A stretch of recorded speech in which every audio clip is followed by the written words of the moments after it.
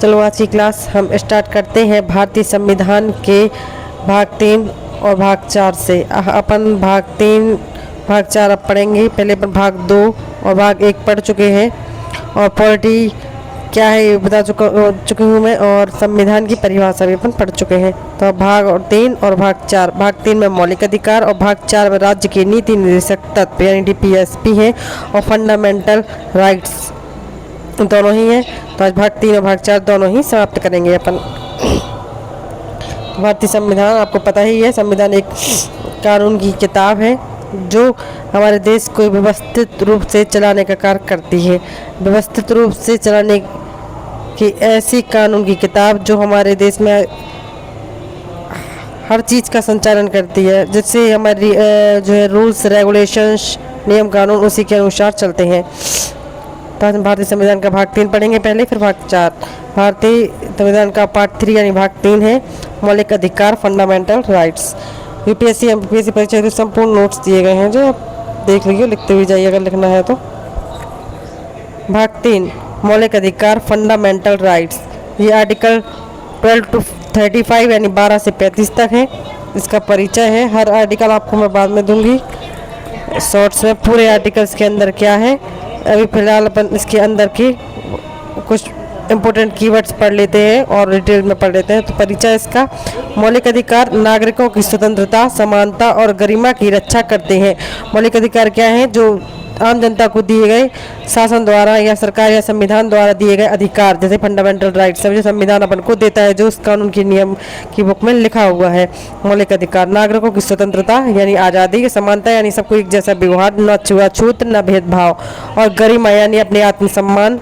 अपने प्रति अगर कोई हमारे प्रति खिलाफ कोई मुकदमा करता है तो उससे हमें अधिकार है, या कोई हमारे जैसे कोई शोर कर रहा है तो हमें अधिकार है कि ज़्यादा शोर नहीं होना चाहिए। जैसे कोई हमें मार रहा है तो हमें अधिकार है कि हम अपनी रक्षा कैसे करें, तो हम इस अधिकारों के लिए जो है न्यायपालिका जा सकते हैं। स्वतंत्रता, समानता और गरिमा की रक्षा करते हैं। इन्हें संविधान का मैग्ना कार्टा ऑफ इंडिया कहा जाता है। तो किसने कहा है? भीमराव अम्बेडकर ने कहा है। मैग्ना कार्टा ऑफ इंडिया कहा जाता है और भारत की आत्मा कहा है भीमराव अम्बेडकर ने से 32 को, आर्टिकल 32 को इसी में, और मैग्ना कार्टा कहा जाता है। भाग 3 को मैग्ना कार्टा कहा जाता है।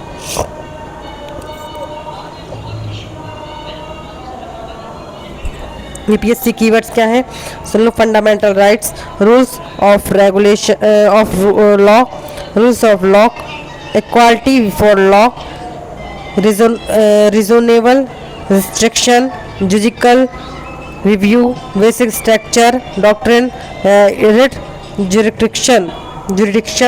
अब आगे पढ़ेंगे अपन समानता का अधिकार। पहला भाग है उसमें समानता का अधिकार। 6 प्रकार की समानता दी गई है इसमें अपन को। 6 प्रकार के अधिकार है इसमें अपन को।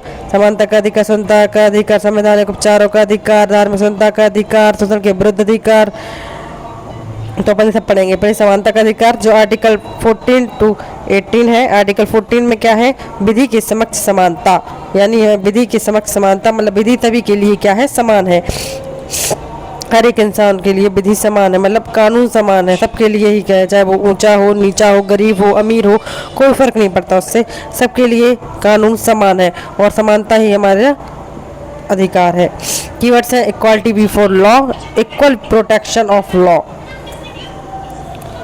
मतलब बराबरी का अधिकार है हमें। इक्वालिटी है हम कहते हैं जो हमें इक्वालिटी देता है और प्रोटेक्शन देता है, सबको समानता का अधिकार और हमें सुरक्षा देता है समान, यही नियम है। और आर्टिकल 15 में भेदभाव का निषेध।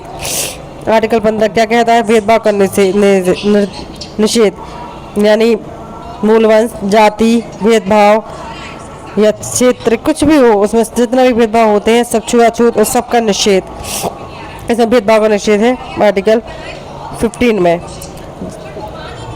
और इसका कीवर्ड्स है reservation, protective, discrimination. English medium वाले हैं वो भी देखते जाए। आर्टिकल 16 में है सार्वजनिक रोजगार में समान अवसर। सार्वजनिक रोजगार, सबको समान रोजगार, उसके समान अवसर मिलने चाहिए। तो सीधी बात है।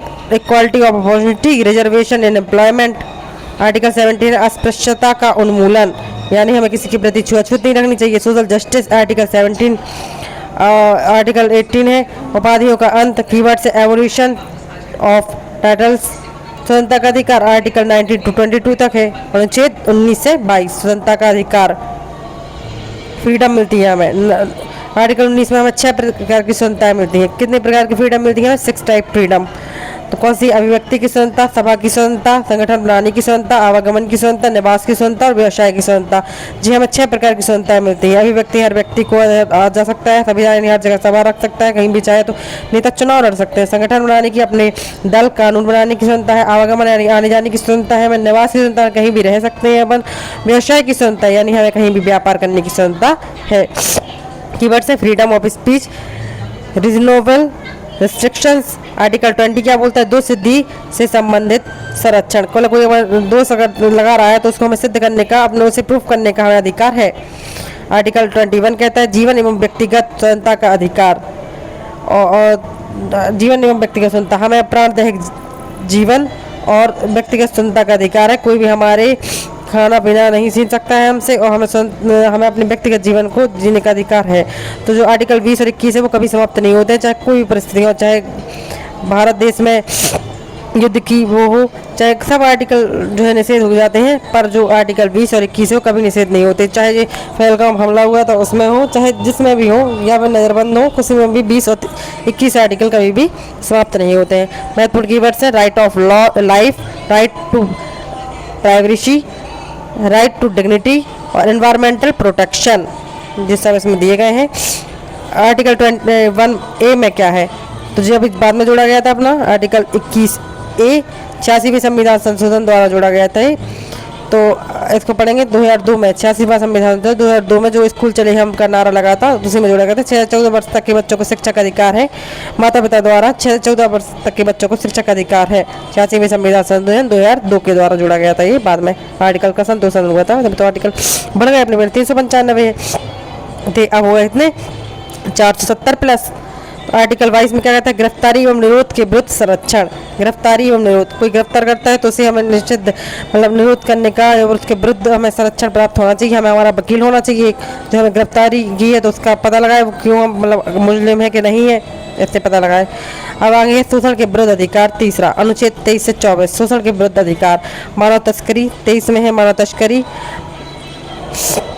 देह व्यापार, और आर्टिकल 4 में है बालाश्रम, मानव तस्करी निषेध और बंधुआ मजदूरी जैसा। मानव तस्करी निषेध जो है आर्टिकल 23 में, आर्टिकल 24 में बंधुआ मजदूरी निषेध और बाल श्रम नहीं होना चाहिए। बच्चों से जो है काम नहीं करवाना चाहिए जो जब तक वो 14 साल की या ना हो जाए। 6-14 साल तक बच्चों को नहीं करवाना चाहिए। पढ़ाई कीवर्ड से human trafficking, forced labour, child labour. धर्म की स्वतंत्रता आर्टिकल 25 से 28, आर्टिकल 25 से 28। धर्म मानने की स्वतंत्रता 25 में है। धार्मिक संस्थाओं का संचालन और धार्मिक शिक्षा जो है 25 से 28 के बीच में आते हैं। धर्म मानने की स्वतंत्रता, सभी धर्म मान सकते हैं। धार्मिक संस्थान हम कोई भी संचालन कर सकते हैं, कोई भी धार्मिक संस्था खोल सकते हैं, चाहे वो गुरुद्वारा हो या मंदिर हो या मस्जिद हो या कुछ भी हो। और धार्मिक शिक्षा हम कहे मदरसा में पढ़ें और चाहे हम मंदिर या गुरुकुल में पढ़ें। और कीवर्ड्स है सेकुलरिज्म, फ्रीडम ऑफ रिलीजन और सांस्कृतिक एवं शैक्षणिक अधिकार आर्टिकल 29-30। अल्पसंख्यकों की भाषा एवं संस्कृति की रक्षा और शिक्षण संस्थाएं स्थापित करने का अधिकार जो आर्टिकल 29 और आर्टिकल 30 में। अल्पसंख्यक की भाषा एवं संस्कृति की रक्षा करनी चाहिए। अल्पसंख्यक जो अपने भारत में सिख, ईसाई और बौद्ध धर्म और जो सिख, ईसाई, बौद्ध धर्म, जैन धर्म है उनके लिए है। और अल्पसंख्यक मुस्लिम भी आ रहे हैं तो वो भी उनकी भाषा और संस्कृति की रक्षा करनी चाहिए। शिक्षण संस्थाएं स्थापित करने का अधिकार है, उन्हें भी शिक्षण संस्थाएं और अपन को भी शिक्षण संस्थाएं जो है स्थापित करने का अधिकार है। उनकी भी शिक्षण संस्थाएं कीवर्ड्स मिलिट्री राइट्स उनके पास नहीं है। संवैधानिक उपचारों का अधिकार आर्टिकल 32। संविधान की आत्मा डॉक्टर भीमराव अम्बेडकर द्वारा कहा गया है, जिसमें 5 रिटें दी गई हैं, क्योंकि आर्टिकल 32 में 5 रिटें हैं इसलिए संविधान की आत्मा कहा जाता है। डॉक्टर भीमराव अम्बेडकर ने कहा है। 5 रिटें कौन कौन सी हैं? तो हैवियस कॉर्पस, अवैध गिरफ्तारी से मुक्ति, परमादेश यानी मैंडेमस, कर्तव्य पालन का आदेश, प्रतिषेध यानी प्रोहिबिशन, निचली अदालत को रोकना, सर्टियोररी यानी आदेश नष्ट करना, क्यों वारंटो पद की वैधता की जांच करना है, इसका बंदी प्रत्यक्षीकरण, परमादेश, प्रतिषेध, उत्प्रेषण ये सब उसमें रेटें दी गई हैं। रेट जुडिकल रिव्यू भाग 4 आ गया है। राज्य की नीति तत्व जो डीपीएसपी है, जो हमें कहाँ से लिए गए हमने, तो डीपीएसपी हमने लिए हैं, कहाँ से लिए हैं, हमने रूस से लिए हैं। और भारत के मौलिक कर्तव्य मौलिक कर्तव्य जो है हमने रूस से लिए हैं, और ये रूस से लिए हैं, और आयरलैंड से लिए हैं। मौलिक अधिकार हमने अमेरिका से लिए हैं। आज के हमने रूस से लिए हैं, नहीं मौलिक कर्तव्य लिए हैं रूस से हमने शायद। चलो कोई भी होता उसके बाद में पढ़ाएंगे। भाग 4 राज्य की नीति तत्व और आर्टिकल 36 से 51 परिचय है इसका। इनका उद्देश्य कल्याणकारी राज्य यानी वेलफेयर स्टेट की स्थापना करना है। कल्याणकारी राज्य, एक लोकतंत्रात्मक और कल्याणकारी राज्य, उनका डीपीएस का मतलब यही है। और ये जो है न्यायपालिका में ये संरक्षण इसका नहीं है, क्योंकि ये योजनाएं बनाती है सरकार बनाती है। राज्य की नीति तत्व में यूपीएससी की वर्ड है welfare state, social justice, economic democracy, Gandhian principles, socialist principles और लिबरल प्रिंसिपल्स। नीति निषेध तत्वों का वर्गीकरण। समाजवादी सिद्धांत पहला, समान वेतन, सबको समान वेतन, सामाजिक न्याय, सबको समान न्याय, स्वास्थ्य और रोजगार सबके लिए है। कीवर्ड है सोशल जस्टिस, इक्वल पे। गांधीवादी सिद्धांत क्या कहते हैं, ग्राम पंचायत, कुटीर उद्योग और गौ संरक्षण। ग्राम पंचायतें होनी चाहिए, कुटीर उद्योग यानी छोटे छोटे लघु उद्योग होने चाहिए, और गौ संरक्षण के लिए भी स्थान होना चाहिए। कीवर्ड है ग्राम स्वराज, कॉटेज इंडस्ट्रीज। उदार बौद्धिक सिद्धांत है समान नागरिक संहिता आर्टिकल 44, पर्यावरण संरक्षण आर्टिकल 48A, न्यायपालिका की स्वतंत्रता। समान नागरिक संहिता होनी चाहिए सबके पास, आर्टिकल 44 बोलता है पर्यावरण संरक्षण एनवायरमेंटल सेफ्टी होनी चाहिए, आर्टिकल 48 बोलता है न्यायपालिका की स्वतंत्रता होनी चाहिए, फ्रीडम ऑफ न्यायपालिका। कीवर्ड्स है uniform civil code, environmental protection, uniform civil code होना चाहिए पास, और एनवायरमेंटल प्रोटेक्शन होना चाहिए। भाग 3 और भाग 4 में क्या अंतर है तो आप देख लेते हैं। भाग 3 में न्यायालय द्वारा लागू है, भाग 4 जो है न्यायालय द्वारा लागू नहीं है। सीधी बात है, न्यायालय संरक्षण देता है, भाग 3 को अधिकारों को देता है, ना कि राज्य की नीति तत्वों को। और मौलिक अधिकार है भाग 3 में, और भाग 4 में राज्य की नीति तत्व यानी डीपीएसपी और फंडामेंटल राइट इसमें भाग 3 में है। भाग 4 में क्या है, डीपीएसपी है, नीति तत्व है। और व्यक्तिगत अधिकार मिलते हैं भाग 3 में, और भाग 4 में राज्य के लक्ष्य हैं, सबको इंसानों को मतलब जनता को व्यक्तिगत अधिकार है, उसमें राज्य के लक्ष्य है इसमें। और भाग 3 में नकारात्मक दायित्व है, और भाग 4 में सकारात्मक दायित्व है। सब अच्छी योजनाएं बनाई जाएंगी, और इसमें नकारात्मक दायित्व भी है।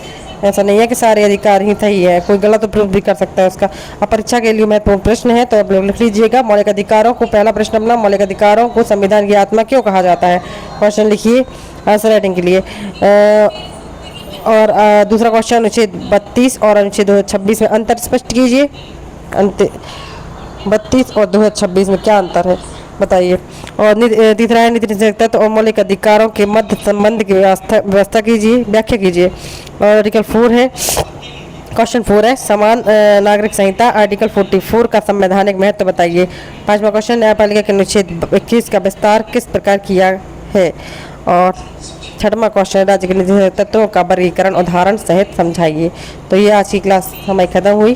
तो देख लीजिए आज हमने क्या क्या पढ़ा। आज हमने बहुत सारी चीज़ें पढ़ ली, भाग 3 भाग 4, उसके अंतर्गत हमने जो है 12 से 35 तक आर्टिकल पढ़े हैं। जो 33-34-35 आर्टिकल रह गए वो आपको बताएंगे। ये नहीं है कि बताएंगे नहीं, लेकिन बताएंगे, वो थोड़ी उतने इम्पोर्टेंट नहीं है। उसमें मार्शल लॉ के बारे में है, आर्टिकल 33 में, 34 में, 35 में भी है, ऐसी कुछ चीज़ें हैं, उसमें कोई प्रॉब्लम नहीं है। तो आज की क्लास यहीं समाप्त हुई। Thank you.